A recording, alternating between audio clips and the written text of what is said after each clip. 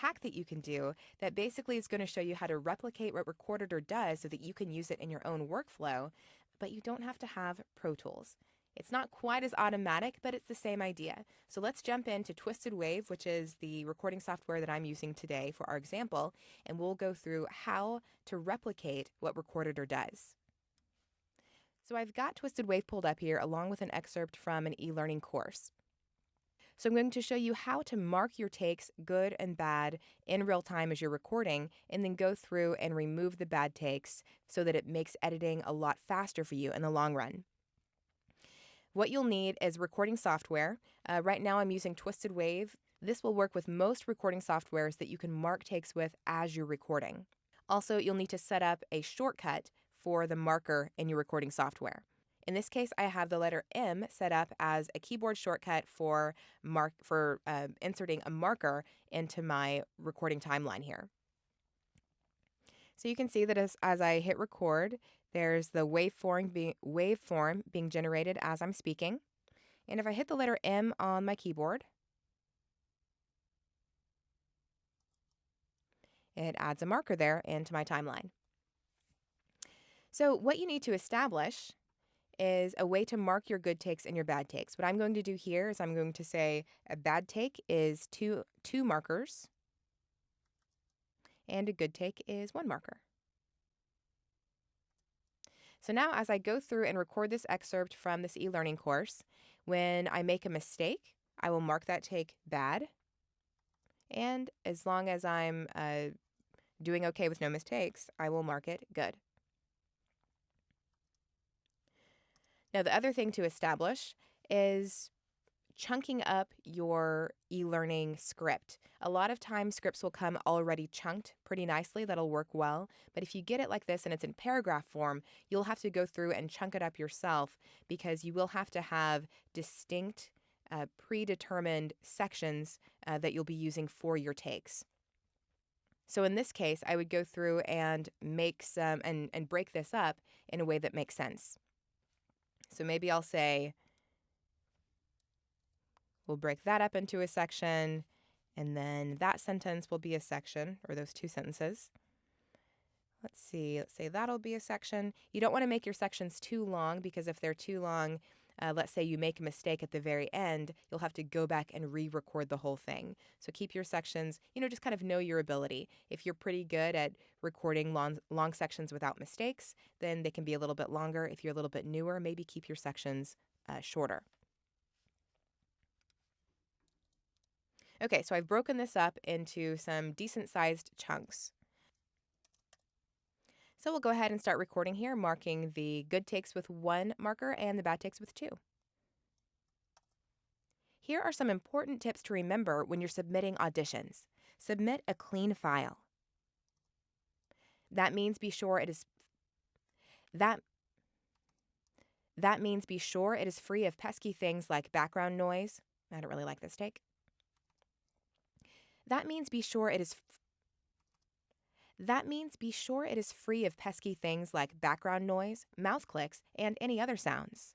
Make sure it flows.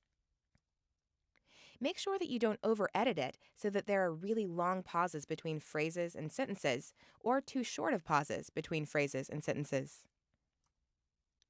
Remember that the requesting clients are listening to dozens and possibly hundreds of auditions to find the right voice. So if your audition does not flow, or if it has awkward spacing, they might just hit next. The bottom line is to make sure your auditions... Typo there. The bottom line is to make sure your auditions are as pleasant to listen to as possible. Okay, so now we've got this file here in Twisted Wave. It is marked with, we've got 1 marker and 2 markers in places. Now, what we're going to do at this point is go through from the back. So we're going to start at the end of the file, and we'll go through, and where we see 1 marker, we're going to leave whatever is preceding that alone because that was a good take. And where we see 2, we're going to highlight those takes and delete them. So that's a bad take right there because we've got 2 markers. This is also a bad take because we've got 2 markers there, so we'll go ahead and extend that. And then this is also a bad take here because we've got 2 markers there. So that's notating that those are 3 bad takes in a row. So we'll go through and just hit delete. This was a good take because there's a single marker ahead of it. Here's a good take, single marker ahead of it. We've got 2 markers here, which means that this is a bad take. So we'll go through and delete that. We've got 2 markers here, which means that this is a bad take. So we'll go through and delete that. And then the same thing here. This is a bad take. We've got 2 markers in a row, which means this is a bad take. Now, of course, when you're doing this on your own, you won't be going through and talking about this being a good take and this being a bad take, so it'll be a lot faster.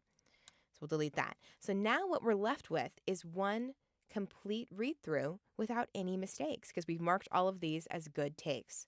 I won't play the whole thing here, but we'll play some of it. Here are some important tips to remember when you're submitting auditions. Submit a clean file. That means be sure it is free of pesky things like background noise, mouth clicks, and any other sounds. Make sure it flows. Okay, so you get the idea. All of these takes are free of mistakes. So this really decreases the amount of time that we need to spend editing on the back end. Another word of caution, especially when you're first starting this, you might want to listen to at least parts of your bad takes to make sure you're not accidentally deleting a good take. If you didn't mark this correctly, then you're going to end up deleting takes that you shouldn't have and leaving in takes that you wanted to take out. So you have to make sure that you're hitting whatever system you decide on, whether that's 1 marker for a good take and 2 for a bad. Just make sure you're consistent with that and that you're doing it continually. Of course, if you do make a mistake, most recording softwares allow you to undo. So you have that as an option. And of course, you might want to save the file, the original file, before you go through and start deleting these so that if you need to, you can go back and retrieve something that you've deleted. And of course, this file isn't broadcast ready. I still have some spacing issues I need to fix, and I would go through and remove some of my breaths as well, the noise from me breathing. But we don't have to go through and splice together takes and remove errors because we've already done that. So in this video, you've learned how to potentially cut your editing time in half when you're recording e-learning. I hope this is helpful for you, and if it is, drop me a line and let me know.